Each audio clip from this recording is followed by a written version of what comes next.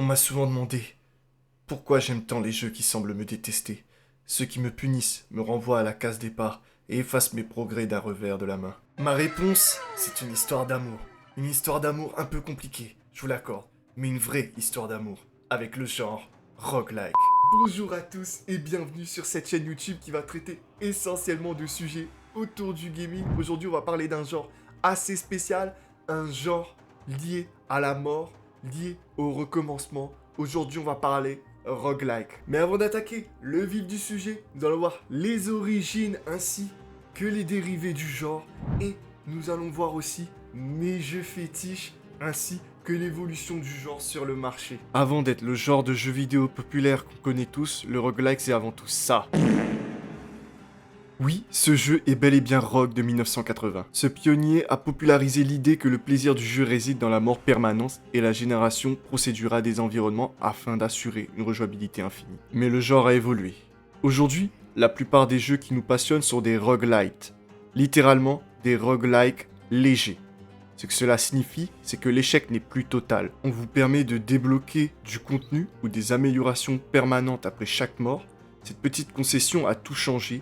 Elle a permis au genre de se marier avec n'importe quel autre genre, comme le FPS ou le Tower Defense. Pour ne pas vous perdre, un roguelike égale génération procédurale, mort permanente, rejouabilité, tandis que le roguelite égale progression permanente, mélange de genres et construction de build pour la plupart. C'est une distinction importante, même si au fond ces termes sont avant tout des étiquettes qui ont fini par s'emmêler, qu'on colle sur les jeux pour se faire une idée de l'expérience. Et c'est précisément dans cette évolution que mon histoire d'amour a commencé. Pour moi, la conversion s'est faite par Dead Cell. Je le considère comme le meilleur initiateur du genre. C'est l'exemple parfait d'un jeu qui prend les règles impitoyables du roguelike et les emballe dans un combat tellement précis qu'on ne peut s'en prendre qu'à soi-même en cas d'échec. Dans ce rogue vanilla mélangeant action platformer inspiré des Metroidvania, ici, le château est une créature vivante qui change de forme à chaque réveil.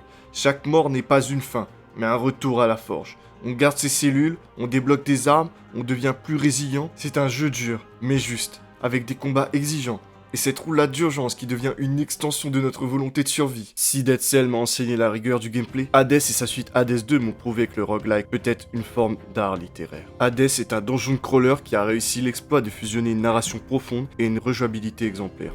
Ici, la mort n'est pas une punition, elle est une progression narrative. Chaque échec vous ramène à la maison. L'Hadès où toute une distribution de personnages entièrement doublés, des dieux, des fantômes et des monstres vous attend. Vous dénouez des intrigues familiales, vous progressez dans l'histoire et vous recevez des bienfaits puissants des Olympiens pour créer des milliers de builds viables. C'est le génie de Supergiant Games. Ils ont pris le concept de l'échec constant et l'ont utilisé pour raconter une épopée où Zagreus et Mélinoé ne fait qu'échouer et se relever, chaque tentative révélant un nouveau secret. Je vous conseille vivement de tester la saga Hades ainsi que le jeu Dead Cell qui sont vraiment excellents de leur genre. Si je devais choisir le roguelike qui a le plus volé mon cœur, c'est Skull, The Hero Slayer. Il propose une direction artistique absolument magnifique et un postulat narratif brillant. On joue le dernier squelette, Skull, cherchant à sauver le roi démon des griffes des héros et de l'armée impériale. Mais sa mécanique centrale est de la pure perfection. C'est un platformer d'action roguelike où Skull peut changer de tête, littéralement, pour gagner de nouvelles capacités. Chaque crâne est une nouvelle classe avec une portée, une vitesse et une puissance d'attaque unique. La possibilité de porter deux crânes à la fois et de les échanger en pleine bataille ouvre la voie à des combos fascinants. Mais ce n'est pas tout.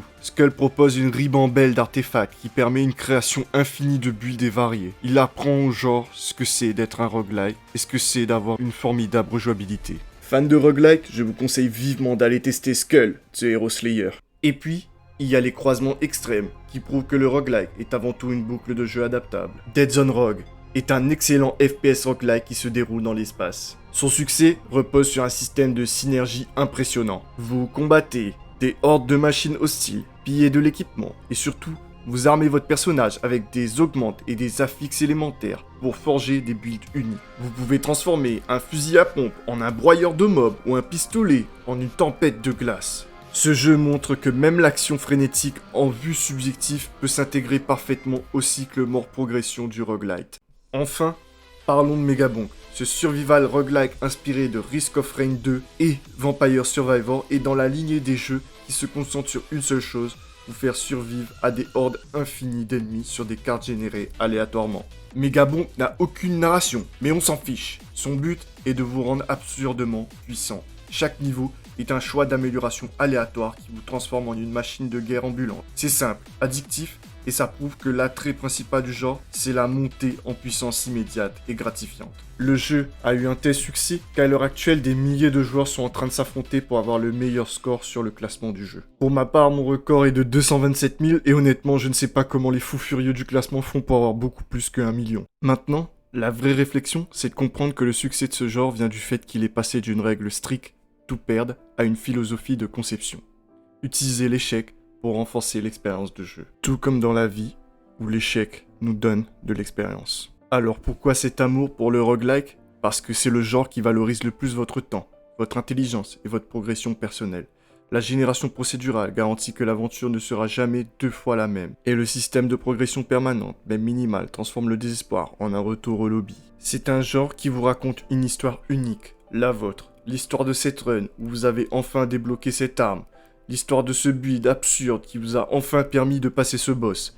C'est un dialogue constant entre le jeu et le joueur. Un amour exigeant, parfois frustrant, mais toujours gratifiant. Et c'est pour ça que je l'aime. Merci d'avoir regardé cette vidéo. Dites-moi en commentaire quel est votre roguelike préféré, celui qui vous a fait tomber amoureux du genre. N'oubliez pas le petit pouce bleu et on se retrouve très vite pour de nouvelles aventures. Allez, peace!